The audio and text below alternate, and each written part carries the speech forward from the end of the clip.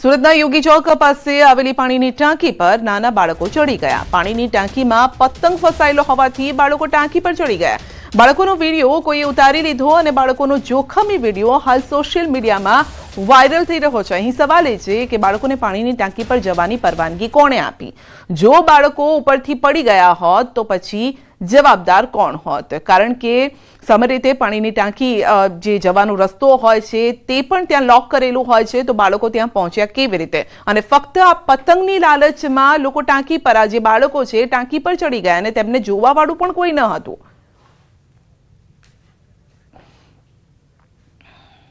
સાબરકાંઠા જિલ્લામાં તસ્કરોનો તરખાટ યથાવત છે। એક જ રાતમાં 5 મકાનોમાં કર્યો હાથફેરો। ગાંભોઈ પાસે આવેલા સરવણા ગામે 5 મકાનને નિશાન બનાવી ચોરી કરી હતી। ગાંભોઈ પોલીસ ઘટનાસ્થળે પહોંચી તપાસ હાથ ધરી। 5 મકાનમાંથી અંદાજે લાખોની ચોરીની આશંકા છે। પોલીસે તપાસ બાદ ચોક્કસ આંકડો આવશે સામે તેમ કહ્યું છે। અંબાજી ખાતે ચાલી રહેલા શાહી સ્નાન મહોત્સવનો આજે અંતિમ દિવસ છે। મોટી સંખ્યામાં નાગા સાધુઓ તેમજ અન્ય સાધુ સંતો પધાર્યા છે। કિન્નર સાધુ સંતો પણ અંબાજી પહોંચ્યા। ગઈકાલે બપોરે 3 કલાક પછી મકર સંક્રાંતિ થતા આજે 15 જાન્યુઆરીએ તમામ સાધુ સંતો શાહી સ્નાન કરશે અને બપોરે સાધુ સંતોની વિશાળ શોભાયાત્રા નીકળશે। અંબાજી માનસરોવરથી નીકળેલી સાધુ સંતોની આ શોભાયાત્રા બમ બમ બોલેના નાદ સાથે કોટેશ્વર સુધી પહોંચશે। કોટેશ્વર ખાતે ગૌમુખ કુંડ સરસ્વતી નદીના ઉદ્ગમ સ્થાનમાં થશે શાહી સ્નાન। શક્તિપીઠ અંબાજી ખાતે જે 5 દિવસીય શાહી સ્નાન મહોત્સવનો પ્રારંભ થયો છે અને આજે એનો અંતિમ દિવસ છે અને આજે પણ જે રીતે જોઈ શકાય છે કે મોટી સંખ્યામાં નાગા બાવા સાધુઓ જે છે, અન્ય સાધુઓ છે, કિન્નર સંતો છે, બાળ સંતો છે, જે પણ આજે પહોંચ્યા છે અને ચોક્કસપણે બતાવી કે આ સમગ્ર આ જે શાહી સ્નાન મહોત્સવના આયોજક છે એ આપણી સાથે છે। એ આપણે એમને પૂછવા માંગીશું કે મહારાજ આ જે શાહી સ્નાન મહોત્સવ છે આજે આનો અંતિમ દિવસ છે એને કઈ રીતે પરિપૂર્ણ કરવા જઈ રહ્યા છો? नमस्कार, ओम नमो नारायण। मैं थानापति विजयपुरी महाराज श्री शंभु दशनाम आवाहन अखाड़ा से एवं अम्बाजी संत सेवा मंडल की ओर से आपके टीवी चैनल को खूब खूब धन्यवाद देते हैं इतना सुंदर आध्यात्मिक सनातनी कार्य को प्रसारण करने के लिए। और मैं कहना चाहूंगा इसका अंतिम दिवस नहीं, इसका तो ये अमर है, ये कभी अंतिम नहीं हो सकता। इसलिए सभी से निवेदन है आप सब इस कार्य को सफल करने के लिए आज अतिशीघ्र अम्बाजी के माता के प्रांगण में पधारिए। यहाँ से आज कुछ ही पल में पूरे भारतवर्ष से आए हुए नागा सन्यासी जो आज 15 जनवरी आज इस कार्यक्रम का हम लोग अंतिम चरण में पहुंच चुके हैं इस साल 2026 की, जिसका शाही शोभा यात्रा अभी कुछ ही पल में यहाँ से माता अंबे का 7 नंबर द्वार से दर्शन करते हुए, खोड़ियार माता के चौक से दर्शन करते हुए, पुनः पंच भैरव भगवान के वहां पे दर्शन करते हुए जूना नाका से होते हुए माता जी के शक्ति द्वार के सामने से खोड़ी वाली के सामने से होते हुए कोटेश्वर पहुंचेगी, जहां प्राचीन सरस्वती नदी का उद्गम स्थल है, जहां पे जाके ये आज का शाही शोभा यात्रा संपूर्ण होगा शाही स्नान के रूपांतरण में, जहां जाके सभी नागा बाबा लोग शाही स्नान करेंगे। ये छोड़ के भारत से अनेकों जो संप्रदाय के संत लोग हैं वो लोग भी। और इस शोभा यात्रा में जैसे सबसे पहले रहेगा अखाड़े के धर्मध्वजा के पीछे रहेगा घोड़े के पीछे रहेगा हमारे अखाड़े के जो पवित्र दिग्विजय निशान का उपरूप है, हमारे जो देवता है अखाड़े की, उसको सभी नागा बाबा लोग अपने कंधे में लेके शाही शोभा यात्रा के सबसे पहले चलेंगे।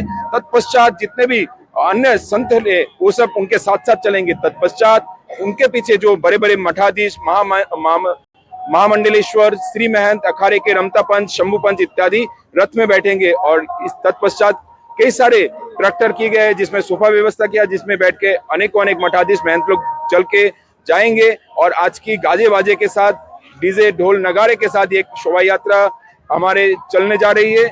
ओम नमो नारायण। महाराज जिस तरह से जैसे कि ये जो शाही स्नान है तो ये उत्तरायण को मनाया जाता है, 14 जनवरी को मनाया जाता है, आज ये 15 जनवरी को क्यों, क्या बीज रीजन है? आज इसका विशेष ये कारण था, जो स्नान ये सुबह के समय ठीक लगता है तो, और व्यवस्था को ये बड़ी एक शोभा यात्रा को ये 5 किलोमीटर ले जाने में उसके लिए भी काफी समय लगता है, क्योंकि अंबाजी के मानसरोवर कुंड से भैरव मंदिर से ये शोभा यात्रा निकलती है, निकल के कोटेश्वर तक जो 5 किलोमीटर का यात्रा काफी समय लगता है इतना बड़ा शोभा यात्रा को वहां तक पहुंचाने में। तो 14 तारीख को इस साल 2026 में 14 तारीख को 3 बजे मकर संक्रांति मतलब धनु राशि, सूर्य धनु राशि से मकर राशि में प्रवेश किया, जिस कारण से ये स्नान का शोभा यात्रा 15 तारीख को रखा गया, जो सुबह के समय ये किया जाए, जो ये कार्य भव्य एवं दिव्य हो, सभी अंबाजी के नगर निवासी एवं दूर दूर से आए हुए श्रद्धालुओं को नागा बाबाओं का दर्शन एवं आशीर्वाद मिले। ओम नमो नारायण में आप सबके साथ पुनः मिलते हैं। જે રીતે સાધુ સંજય આયોજકે બતાવ્યું છે કે આ જે છે શોભાયાત્રા સ્નાન છે ઉત્તરાયણના દિવસે યોજાતો હોય છે, પણ આ વખતે ઉત્તરાયણ જે છે 14 તારીખ એટલે કે ઉત્તરાયણના 14 તારીખના બપોરના 3 કલાક પછી સ્ટાર્ટ થઈ હતી, પ્રારંભ થયો હતો અને એનું સ્નાન જે છે સવારનું થતું હોવાથી 15મી જાન્યુઆરી એટલે કે આજે જે છે આનું સ્નાન કરવામાં આવશે। મહેન્દ્ર અગ્રવાલ, ન્યૂઝ 18 ગુજરાતી, અંબાજી। ઉદ્યોગપતિની ધરપકડ, ફરિયાદ બાદ ઉદ્યોગપતિની ધરપકડ કરાઈ છે। આરોપીના 4 દિવસના રિમાન્ડ મંજૂર કરાયા છે। સગીરાને લલચાવી દુષ્કર્મ આચર્યાનો આરોપ છે, તો ઉદ્યોગપતિની ધરપકડ કરવામાં આવી છે। દુષ્કર્મનો આરોપ જે મામલે ઉદ્યોગપતિની ધરપકડ કરાઈ છે, ફરિયાદ બાદ પોલીસે કરી છે કાર્યવાહી। આરોપીના 4 દિવસના રિમાન્ડ મંજૂર।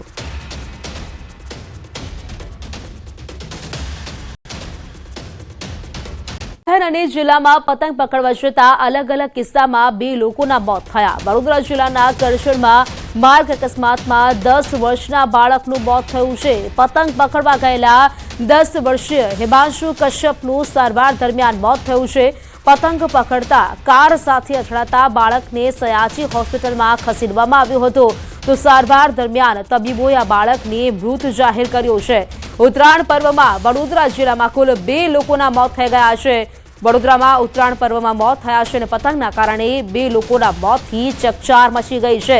શહેરના વાઘોડિયા રોડ ગાયત્રી મંદિર સામે દોરી પકડવા જતા વીજ તાર અડી ગયો। વીજ કરંટ લાગતા 33 વર્ષીય શંકર રાઠવા ગંભીર રીતે ઇજાગ્રસ્ત થયા હતા અને ઇજાગ્રસ્ત યુવકને તાત્કાલિક સયાજી હોસ્પિટલમાં ખસેડવામાં આવ્યા। સયાજી હોસ્પિટલમાં તબીબોએ આ યુવકને મૃત જાહેર કર્યો, તો મૃતદેહને પોસ્ટમોર્ટમ અર્થે ખસેડવામાં આવ્યો છે।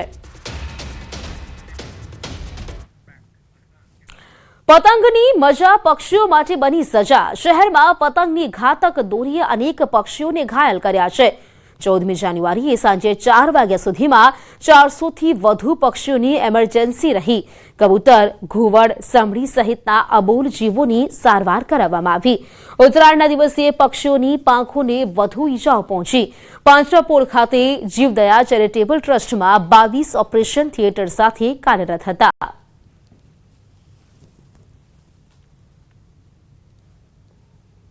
સાંજે 4 વાગ્યા સુધી અમારા ત્યાં 400થી વધારે અંદાજિત પક્ષીઓ ઇન્વર્ડ હતા અને કામગીરી રાતે 1:15 વાગ્યા સુધી ચાલી છે, જેમાં ઓવરઓલ 600થી વધારે બર્ડ ઇન્વર્ડ હતા અને બર્ડ્સ જે આયા છે એમાં મેજરલી છે કે પેન્ટેસ્ટોક છે, કબૂતર છે, સમડી છે, શિકરાબાજ છે, ગુવડ છે, આ રીતના દરેક પ્રકારના પક્ષીઓનું ઇન્વર્ડ થયું છે અને